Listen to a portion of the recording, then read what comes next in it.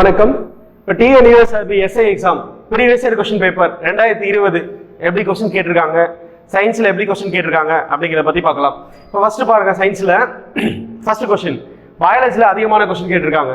இப்போ ஒவ்வொரு கொஸ்டின் படிக்கும் போதுமே அது எந்த டாப்பிக்லேருந்து கொஸ்டின் கேட்டிருக்காங்க, அந்த கொஸ்டினை பேஸ் பண்ணி நம்ம அடுத்து என்னென்ன டாபிக்லாம் படிக்கலாம் அப்படிங்கிற பேஸ் பண்ணி பார்க்க போகிறோம். இப்போ ஃபர்ஸ்ட் பாருங்களேன், ஃபர்ஸ்ட் கொஸ்டின் கீழ்காணவற்றில் எந்த ஹார்மோன் நம் உடலில் நீரை நிறுத்திக் கொள்வதில் ஈடுபட்டுள்ளது? நீரை நிறுத்திக் கொள்ள which hormone involved in retention of water? நீரை நிறுத்திக் கொள்ள, வாட்டரை சக் பண்றதுக்கு, நீரை தேக்கி வைக்க எந்த ஹார்மோன் பயன்படுகிறது அப்படின்னு பார்த்தோம்னா வாசோப்ரெசின். வாசோப்ரெசின், இந்த வாசோப்ரெசின் எங்க சார் இருக்கு, எந்த டாபிக்ல இருக்கு அப்படின்னு பார்த்தோம்னா 10th புக்ல தாவர ஹார்மோன் மற்றும் விலங்கு ஹார்மோன் அப்படின்னு 2 ஹார்மோன் இருக்கு. தாவர ஹார்மோன் மற்றும் விலங்கு ஹார்மோன் அப்படின்னு 2 ஹார்மோன் இருக்கு. அதுல விலங்கு ஹார்மோன்ல பிட்யூட்ரி, தலையில பார்த்தோம்னா பிட்யூட்ரி இருக்கும், அப்புறம் பீனியல், தைராய்டு, பாராதைராய்டு, தைமஸ், மார்புல பார்த்தோம்னா தைமஸ், வயிற்றுல பார்த்தோம்னா அட்ரினலின், அப்புறம் இனப்பெருக்க ஹார்மோன், ஆண் இனப்பெருக்கம், பெண் இனப்பெருக்க ஹார்மோன். இந்த ஹார்மோன்ஸ் எல்லாமே கண்டிப்பா படிக்கணும். அந்த ஹார்மோன்ல பிட்யூட்ரி ஹார்மோன்ல இருந்து தான் கொஸ்டின் கேட்டிருக்காங்க. பிட்யூட்ரி ஹார்மோன், பிட்யூட்ரி ஹார்மோன்ல 2 வகை இருக்கு. முன்கதிப்பு அடினோ ஹைப்போபைசிஸ், நியூரோ ஹைப்போபைசிஸ். நியூரோ ஹைப்போபைசிஸ்ல உள்ள ஒரு ஹார்மோன் தான் வாசோப்ரெசின். இந்த வாசோப்ரெசின் தான் உடலில் நீரை நிறுத்திக் கொள்ள பயன்படுகிறது. நீரை தேக்கி வச்சுக்கும், நீரை சக் பண்ணி எடுத்துடும், அது மாதிரி கான்செப்ட். நெக்ஸ்ட், எந்த பிளாஸ்மோடியத்தால் கரிநீர காய்ச்சல் ஏற்படுது? கரிநீர் காய்ச்சல் ஏற்படுது அப்படின்னு சொல்லலாம். கரிநீர் காய்ச்சல் ஏற்படுகிறது அப்படின்னு சொல்லலாம். பிளாக் வாட்டர் ஃபீவர் அப்படின்னு சொல்றாங்க. கரிநீர் காய்ச்சல், பிளாக் வாட்டர் ஃபீவர். எந்த பிளாஸ்மோடியத்தால் கரிநீர் காய்ச்சல் ஏற்படுகிறது அப்படின்னு சொல்லலாம். இப்போ கரிநீர் காய்ச்சல் எந்த நோயில இருந்து கேட்டிருக்காங்கன்னா மலேரியா நோயில இருந்து கேட்டிருக்காங்க. மலேரியால மொத்தம் 4 வகை இருக்கு. Plasmodium vivax, plasmodium malariae, plasmodium ovale, plasmodium falciparum அப்படிங்கிறது. பிளாஸ்மோடியம் ஃபால்சிபரம் தான் இந்த 4 மலேரியால மிக கொடுமையானது. ஃபேட்டல் அப்படின்னு சொல்லுவாங்க, மேலிக்னன் அண்ட் ஃபேட்டல் அப்படின்னு சொல்லுவாங்க. இந்த மலேரியா வந்தா நம்மளால தப்பிக்கவே முடியாது, இறப்பை ஏற்படுத்தும் மலேரியா. அதான் பிளாஸ்மோடியம் ஃபால்சிபரம் அப்படிங்கிற கொஸ்டின். அதான் கரிநீர காய்ச்சல், கரிநீர் காய்ச்சல் அப்படின்னு சொல்லுவாங்க. பிளாஸ்மோடியம் ஃபால்சிபரம் 10th புக்ல இருக்க நோய்கள்லயே. அதுல சார் ரொனால்டு ராஸ் 1902ல பிளாஸ்மோடியம் வைவாக்ஸ், பிளாஸ்மோடியம், இந்த மலேரியா வந்து அனாபிலஸ் பெண் கொசு மூலமா தான் ஏற்படுது, அதுதான் பரப்புது, கடத்தி அதுதான் அப்படிங்கிறதெல்லாம் நிறைய ரிசர்ச் பண்ணி மலேரியா கொசுவின் வாழ்க்கை சுழற்சியை கண்டுபிடிச்சிருப்பாரு. அதனால சார் ரொனால்டு ராஸ் வந்து நோபல் பிரைஸ் வாங்கியிருப்பாரு. நோபல் பிரைஸ் 1902ல பார்த்துக்கோங்க. அப்போ இந்த கொஸ்டின்ல எந்த பிளாஸ்மோடியத்தால் கரிநீர் காய்ச்சல் ஏற்படுகிறது அப்படின்னா பிளாக் வாட்டர் ஃபீவர் அப்படின்னா பிளாஸ்மோடியம் பால்சிஃபரம் அப்படின்னு சொல்லலாம். நெக்ஸ்ட், மாலைக்கை நோய் எதன் குறைபாட்டால் ஏற்படுகிறது? நிக்டலோபியா, செராப்தால்மியா அப்படின்னு சொல்லுவாங்க. நிக்டலோபியா, செராப்தால்மியா, நைட் பிளைண்ட்னஸ். மாலைக்கை நோய் எந்த எந்த விட்டமினால ஏற்படுகிறது அப்படின்னு பார்த்தோம்னா விட்டமின் ஏ. விட்டமின் ஏனால என்ன நோய் அப்படின்னா மாலைக்கை நோய். ஒரு கொஸ்டின் படிக்கும் போது வேற அந்த ஆப்ஷன்ல வேற என்னென்னலாம் குறைபாடுனால என்ன நோய்கள் வரும் அப்படிங்கிறத நம்ம படிச்சுக்கணும். இப்போ விட்டமின் டினால ரிக்கெட்ஸ் நோய் ஏற்படும். எலும்புல வந்து கால்சியமே இருக்காது, கால்சியமே உறிஞ்சாது, அதனால எலும்பு பலவீனமா சீக்கிரம் உடைஞ்சு போயிடும். அதான் விட்டமின் டி, ரிக்கெட்ஸ் அப்படின்னு சொல்லுவாங்க. விட்டமின் இ, விட்டமின் ஈனா ஸ்டெரிலிட்டி. ஸ்டெரிலிட்டினா மலட்டுத்தன்மை அப்படின்னு சொல்லுவாங்க. மலட்டுத்தன்மை, ஸ்டெரிலிட்டி. அடுத்து விட்டமின் கேனா, விட்டமின் கே ரத்த முறையாமை, ஹீமார்கேஜ் அப்படின்னு சொல்லுவாங்க, ரத்த முறையாமை. அப்ப கொஸ்டின் என்ன, மாலைக்கை நோய் எதன் குறைபாட்டால் ஏற்படுகிறது? Vitamin A. அப்போ ஒரு கொஸ்டின் பார்க்கும்போது மற்ற ஆப்ஷனை எந்த நோய் ஏற்படுது அப்படின்னு நம்ம படிச்சோம்னா அடுத்து இதே மாதிரி வேற ஏதாவது கொஸ்டின் கேட்டா நம்மளால ஈஸியா அட்டெண்ட் பண்ண முடியும். நெக்ஸ்ட், மனிதரில் காலரா நோயை தோற்றுவிக்கும் நோய் தொற்று எது? தொற்றுயிரி எது? தொற்றுயிரி எது அப்படின்னு கேட்கிறாங்க. In human cholera is caused by, caused agent என்ன? தொற்றுயிரி என்ன அப்படின்னா Vibrio cholerae. Vibrio cholerae, Vibrio cholera மூலமா தான் காலரா நோய் ஏற்படுது அப்படின்னு சொல்றாங்க. சால்மோனெல்லா டைஃபில டைபாய்டு காய்ச்சல் ஏற்படுது அப்படின்னு சொல்றாங்க. சால்மோனெல்லா டைஃபில டைபாய்டு காய்ச்சல். அடுத்து இதுதான் மெயின். இப்போ இது எல்லாமே புக்ல கொடுத்துருக்காங்க. விப்ரியோ காலரா காலரா நோயை ஏற்படுது, சால்மோனெல்லா டைஃபி டைபாய்டு நோயை ஏற்படுத்துகிறது. மற்ற இது தெரிஞ்சாவே போதும். நெக்ஸ்ட், ஆஸ்டியோக்ளிரைடு காணப்படும் பகுதி எது? பட்டாணியின் விதையுறை, அங்கதான் வந்து ஆஸ்டியோக்ளிரைடு காணப்படும் அப்படின்னு சொல்றாங்க. சீடு கோட் ஆஃப் பைசம் அப்படின்னு சொல்லுவாங்க. பட்டாணியின் விதையுறையில தான் ஆஸ்டியோஸ்கிளீரைடு காணப்படும் பகுதி அப்படின்னா பட்டாணியின் விரையுறை அப்படின்னு சொல்லலாம். நெக்ஸ்ட் மூளையின் பார்வை பகுதி எது அப்படின்னு சொல்லுவாங்க. மூளையின் பார்வை பகுதி அப்படின்னு பார்த்தோம்னா பிடரி கதுப்பு அப்படின்னு சொல்லலாம். மூளையின் பார்வை பகுதி அப்படின்னா பிடரி கதுப்பு. மூளையின் பார்வை பகுதி பிடரி கடுப்பு. ஆக்சிபிடல் லோப் அப்படின்னு சொல்லுவாங்க. பிடரி பகுதி தான் மூளையின் பார்வை பகுதி அப்படின்னு சொல்லலாம். இது எல்லாமே மூளையின் பகுதி 10th புக்லயே இருக்கு. அதை பேஸ் பண்ணி அந்த மூளையோட வகைகள் அதெல்லாமே பேசிக்கா படிச்சா போதும். அடுத்த 5 உலக வகைப்பாட்டை முன்மொழிந்தவர் யார்? 5 கிங்டம் கிளாசிபிகேஷன் யார் முன்மொழிந்தா அப்படின்னு பார்த்தோம்னா RH விட்டேக்கர் அப்படிங்கிறவர் தான் 5 உலக வகைப்பாட்டை முன்மொழிந்தவர்.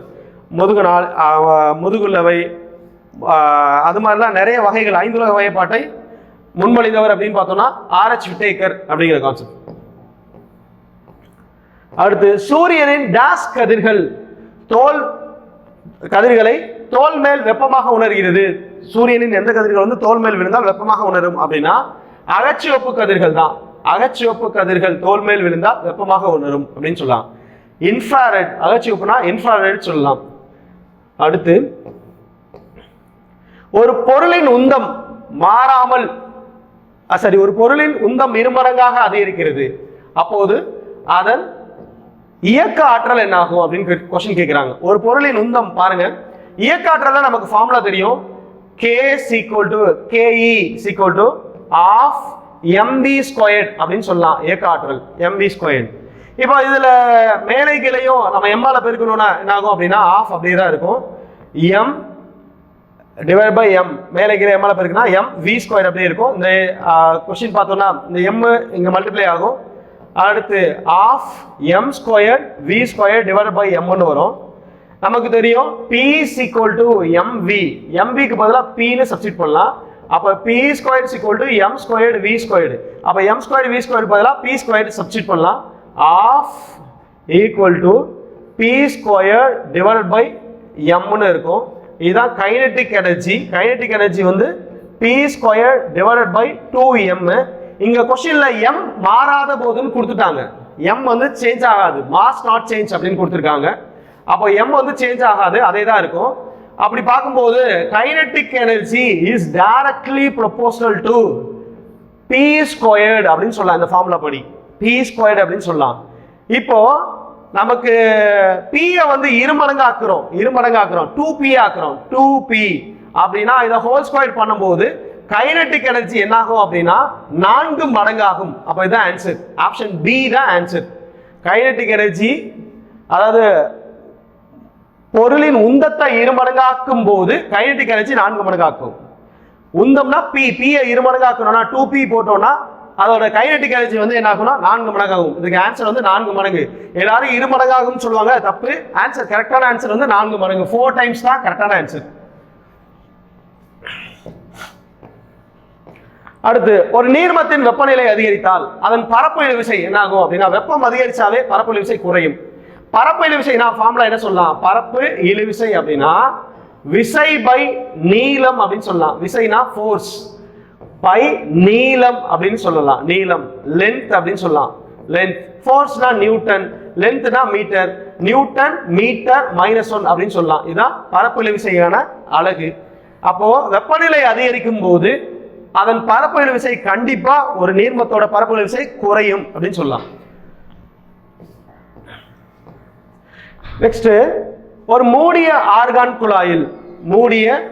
குழாயில் மேற்கரங்களின் அதிர்வெண்களின் தகவு என்ன? ஒரு மூடிய ஆர்கான் குழாய் எப்படி இருக்கும் அப்படின்னா எப்படி இருக்கும்? ஃபர்ஸ்ட் எப்படி, அடுத்து இப்படி, ரெண்டு இப்படி, இந்த இதுல இப்படி மூடிய ஆர்கான் குழாய் இப்படி இருக்கும்.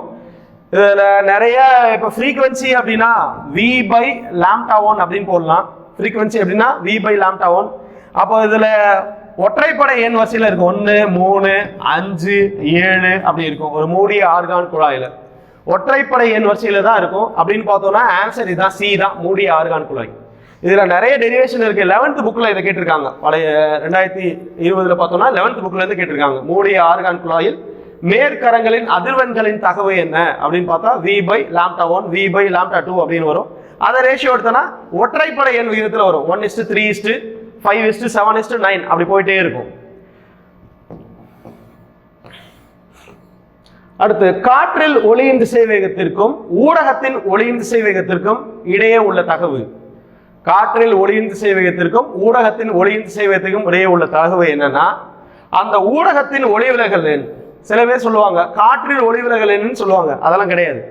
ஊடகத்தின் ஒளிவிலகல் எண் தான் 8th புக்ல இருக்கு, 8th பிசிக்ஸ்ல ஒளியியல் டாபிக்ல இருக்கு. ஒளியியல் டாபிக்ல ஓகேவா, ஒளியியல் லைட் டாபிக்ல இருக்கும், லைட் டாபிக்ல இருக்கும். இதுலயே நீங்க மீதி என்ன படிச்சுக்கோங்க, ஒவ்வொரு ஊடகத்துல ஒளிவிலகல் என்னன்னு கேட்பாங்க. தூய நீர், தூய காற்றுனா ஒளிவிலகல் எண் 1. இதை ரெஃப்ராக்டிவ் இண்டெக்ஸ் மியூன்னு சொல்லுவாங்க. காற்றில் ஒளிவிலகல் எண்ணுக்கும் ஊடகத்தின் ஒளிவிலகல் எண்ணுன்னு சொல்லுவாங்க. தூய காற்றுனா 1. வைரம் அப்படின்னா 2.42 அப்படின்னு வரும், 2.4ன்னு வரும். வைரம் டைமண்ட் இருக்கிறதுலே அதிகமா இருக்கிறது வைரத்துக்கு தான் இருக்கும், மற்றதெல்லாம் 1.5 சம்திங் அப்படிதான் இருக்கும். ஓகேவா, இது 8th புக்ல ஒரு பாக்ஸ் போட்டு இருக்கு, அந்த இதுல படிச்சிட்டீங்கன்னாவே இதுல இருந்து கொஸ்டின் கேட்பாங்க. காற்றில் ஒளியின் திசைவேகத்திற்கும் ஊடகத்தின் ஒளியின் திசைவேகத்திற்கும் இடையே உள்ள தகவு ஊடகத்தின் ஒளிவிலகல் எண். ஆப்ஷன் டி தான் correct. Refractive index of the medium correct, C வராது. ஓகே, அடுத்து சிறுநீரகத்தில் கல் போன்று காணப்படும் சேர்மம் கால்சியம் ஆக்சலேட். இது எல்லாத்துக்குமே தெரிஞ்சது, கால்சியம் ஆக்சலேட். கால்சியம் கண்டென்ட் அதிகமா இருந்துச்சுன்னா கல் உருவாகும், சிறுநீரகத்தில் கல் உருவாகும் அப்படின்னு சொல்லுவாங்க. Calcium oxalate. சிறுநீரகத்தில் கல் போன்று காணப்படும் சேர்மம் அப்படின்னு பார்த்தோம்னா கால்சியம் ஆக்சலேட் அப்படின்னு சொல்லுவாங்க. அடுத்து பக்கிபால் அப்படின்னா என்ன? பக்கிபால்னா கார்பனோட வேற பேரு, கமர்ஷியல் பேரு சொல்லுவாங்க. Buckyball, buckyball is an allotrope of elements. கார்பனோட அல்லோட்ரோப் தான் புறவேற்றுமை வடிவம். அல்லோட்ரோப்னா என்ன? ஒரே மாதிரியான வேதியியல் பண்புகளையும் வேறுபட்ட இயற்பியல் பண்புகளையும் பெற்றிருந்தா அதான் அல்லோட்ரோப். ஒரே மாதிரியான same chemical nature, different physical structure இல்ல பிசிக்கல் நேச்சர் அப்படின்னா, இப்ப கார்பனுக்கு அல்லோட்ரோப் நிறைய இருக்கு. கார்பனுக்கு பார்த்தோம்னா ஃபர்ஸ்ட் கல்கரி, கல் இல்லைன்னா புல்கரி சொல்லுவாங்க. ரெண்டாவது கிராஃபைட் சொல்லலாம், இங்கிலீஷ்ல தான் கிராஃபைட், கிராஃபைட் சொல்லலாம், கிராஃபைட். அடுத்து மூணாவது வைரம் சொல்லலாம், வைரம் டைமண்ட், வைரம் சொல்லலாம். அடுத்து நாலாவது என்ன சொல்லலாம்னா ஃபுல்லரின் சொல்லலாம், ஃபுல்லரின், ஃபுல்லரின் சொல்லலாம். பக்மினிஸ்டர் ஃபுல்லரின் கண்டுபிடிச்சாரு. கார்பனோட 60 அணுக்கள் சேர்ந்து தான் ஃபுல்லரின் சொல்லுவாங்க. இந்த கிராஃபைட்டை சூடுபடுத்தினா ஃபுல்லரின் கிடைக்கும். ஜியோடெசிக் கூரையின் அமைப்பை உடையது அப்படின்னு சொல்லுவாங்க. கால்பந்து வடிவம் உடையது அப்படின்னு சொல்லுவாங்க. பொய்க்கூரைகள் தயாரிக்க பயன்படும் சொல்லுவாங்க. இதுதான் ஃபுல்லரின் சொல்லுவாங்க. பக்மினிஸ்டர் ஃபுல்லரின் கண்டுபிடிச்சாரு. இதெல்லாம் கார்பனோட புறவேற்றுமை வடிவம். பல்கிபாலும் ஒரு புறவேற்றுமை வடிவம் தான். டாஸ் தனிமத்தின் புறவேற்றுமை வடிவம், கார்பனோட புறவேற்றுமை வடிவம் பல்கிபால் அப்படின்னா, சரி பக்கிபால் அப்படின்னா கார்பனின் புறவேற்றுமை வடிவம் பக்கிபால் பார்த்துக்கோங்க. நெக்ஸ்ட்,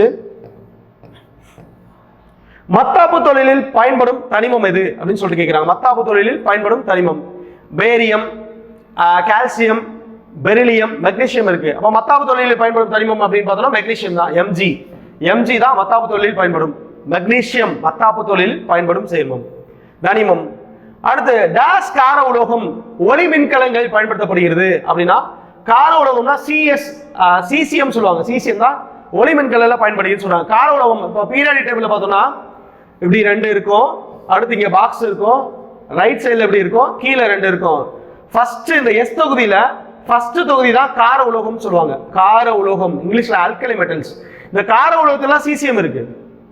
ரெண்டாவது தொகுதி என்ன சொல்லுவாங்கன்னா கார மண் உலோகம் அப்படின்னு சொல்லுவாங்க. கார மண் உலோகம் இங்கிலீஷ்ல ஆல்கலைன் எர்த் மெட்டல்ஸ் அப்படின்னு சொல்லுவாங்க. இங்க பெரிலியம், கால்சியம், மக்னீசியம், சரி மக்னீசியம், கால்சியம் இதெல்லாமே இங்க இருக்கும். ஓகேவா, சீசியம் வந்து ஃபர்ஸ்ட் கார உலோகத்துல இருக்கும். அதான் கார உலோகங்களில் ஒளி மின்கலங்கள்ல பயன்படுவது. போட்டோ எலக்ட்ரிக் செல்ல சீசியம் பயன்படுகிறது. அணு உலைகளில் மட்டுப்படுத்தியாக பயன்படுவது எது அப்படின்னு சொல்லுவாங்க. ஆனா ஆன்சர் கீழ பேரியம் 5 பேரியம் 10 தான் கொடுத்துருக்காங்க. ஆன்சர் கீழ பேரியம் 5 10 தான் வரும். நிறையவே சொல்லுவாங்க கார்பன் தான் வரும்னு சொல்லுவாங்க. மட்டுப்படுத்தி மாடரேட்டர் அப்படின்னா பேரியம் தான் கரெக்டான ஆன்சர்.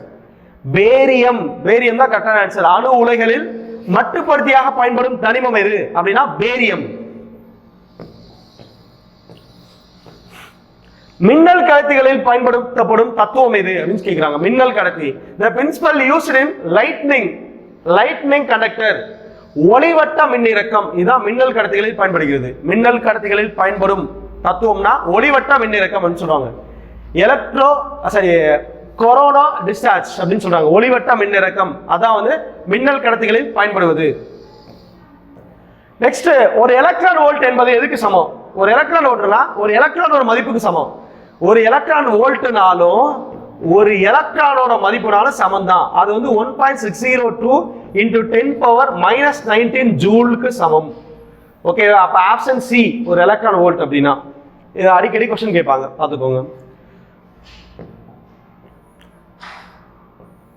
நீல்பகல் தாவரத்திற்கு எடுத்துக்காட்டு என்ன அப்படின்னு பார்த்தோம்னா கோதுமை. which of the following is a long day plant அப்படின்னு சொல்லுவாங்க. கோதுமை, வீட் தான் சொல்லுவாங்க, வீட். நீல்பகல் தாவரத்திற்கு எடுத்துக்காட்டு. அடுத்து மரபு வரைபடத்திற்கான அலகு. the unit of genetic map அப்படின்னு பாருங்க, மார்க்கன். மரபு வரைபடத்திற்கான அலகு மார்க்கன். மரபு வரைபடத்திற்கான, இது ஜெனடிக்ஸ் டாபிக்ல இருந்து क्वेश्चन கேட்டிருக்காங்க, ஜெனடிக்ஸ். அடுத்து செயற்கை ஆக்சிஜனுக்கு ஒரு எடுத்துக்காட்டு. செயற்கை ஆக்சிஜன் இது 10th புக்ல தாவர ஹார்மோன் அந்த டாபிக்ல இருந்து क्वेश्चन கேட்டிருக்காங்க. செயற்கை ஆக்சிஜன் NAA. என்னன்னா நேச்சுரல் ஞாபகம் வச்சுக்கலாம், அதுக்கு ஆப்போசிட் செயற்கை ஆக்சிஜன் NAA. ஓகேவா?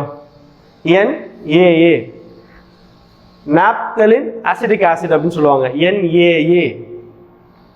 IAA indole acetic acid, PAA phenyl acetic acid அப்படிலாம் சொல்லுவாங்க. ஆனா NAA தான் செயற்கை ஆக்சிஜனுக்கு எடுத்துக்காட்டு. செயற்கை எக்ஸாம்பிள் ஃபார் சிந்தட்டிக் ஆக்சிஜன். மற்றதெல்லாம் இயற்கை ஆக்சிஜன்ல வரும், இது மட்டும் தான் செயற்கை ஆக்சிஜன். இது 10th புக்ல இருக்குங்க, 10th புக்ல. அடுத்து நிலக்கடலையில் டிக்கா நோயை உருவாக்கும் நோயுயிரி எது அப்படின்னு கேட்கிறாங்க. நிலக்கடலையில் டிக்கா நோயை உருவாக்கும் நோயுயிரி செர்கோஸ்போரா பெர்சனோட்டா அப்படிங்கிற நோயுயிரி தான். செர்கோஸ்போரா பெர்சனோட்டா. இதுல தாவர நோய்கள் அந்த டாபிக்ல இருந்து क्वेश्चन கேட்டிருக்காங்க. தாவரத்துல என்னென்ன நோய்கள், இலைச்சிறுத்து நோய் என்ன ஏற்படும், வாழையில என்ன நோய் ஏற்படும், எலுமிச்சையில என்னென்ன நோய் ஏற்படும், அது மாதிரி அந்த நோய்கள் மட்டும் படிச்சாவே இந்த மாதிரி டாபிக் ஈஸியா எழுதிடலாம். நெக்ஸ்ட், புரதங்களை நீரால் பகுத்தால் என்ன கிடைக்கும் அப்படின்னா அமினோ அமிலங்கள் கிடைக்கும். நமக்கு உடல்ல புரதங்களை நீரால் பகுத்தால் புரோட்டீனை ஹைட்ராலிசிஸ் பண்ணா அமினோ அமிலங்கள், அமினோ ஆசிட்ஸ் கிடைக்கும். நமக்கு உடல்ல 9 அத்தியாவசிய அமினோ அமிலங்கள் இருக்கு, எசென்சியல் அமினோ ஆசிட்ஸ் அப்படிம்பாங்க. அத்தியாவசிய அமினோ அமிலங்கள், எசென்சியல் அமினோ ஆசிட்ஸ். இது நமது உடல்ல உற்பத்தி ஆவதில்லை, உணவுப் பொருள்களின் மூலமா தான் உடலுக்கு கிடைக்கிறது. அதனால்தான் இது அத்தியாவசிய அமினோ அமிலங்கள் அப்படின்னு சொல்றோம். அத்தியாவசியம்னா எசென்சியல் அமினோ ஆசிட்ஸ், ஃபினைல் அனைல், லுசைனு, ஐசோலுசைனு, ஹிஸ்டிடைனு, இது மாதிரி ஒரு 9 வகையான அத்தியாவசிய அமினோ அமிலங்கள் இருக்கு. இதுல இருந்து என்னன்னா புரதத்தை நம்ம ஹைட்ராலிசிஸ் பண்ணோம்னா, நீரார் பகுத்தோம்னா நமக்கு அமினோ அமிலம் கிடைக்கும். ஓகே, உயிருள்ள ஒரு தாவர செல் முழு தாவரமாக உருவாக்கும் திறன் கீழ்கண்டவாறு. அப்போ உயிருள்ள ஒரு செல்லு சின்ன செல்லு முழு தாவரமாக உருவாகிறதுக்கு பேரு முழு திறன் பெற்றுள்ளமை அப்படின்னு சொல்லுவாங்க. டோட்டிபோடென்சி அப்படின்னு சொல்லுவாங்க, டோட்டிபோடென்சி அப்படின்னு சொல்லுவாங்க, முழு திறன் பெற்றுள்ளமை அப்படின்னு சொல்லுவாங்க. ஓகேவா? எல்லாரும் மாறுபாடு சொல்லுவாங்க, அது வராது. முழு திறன் பெற்றுள்ளமை, மெச்சூரிட்டி அப்படின்னு சொல்லுவாங்க. முழு திறன் பெற்றுள்ளமை தான் வரும். உயிருள்ள ஒரு தாவர செல் முழு தாவரமாக உருவாகும் திறன் வந்து முழு திறன் பெற்றுள்ளமை அப்படிதான் வரும். டோட்டிபோடென்சி அப்படின்னு சொல்லுவாங்க.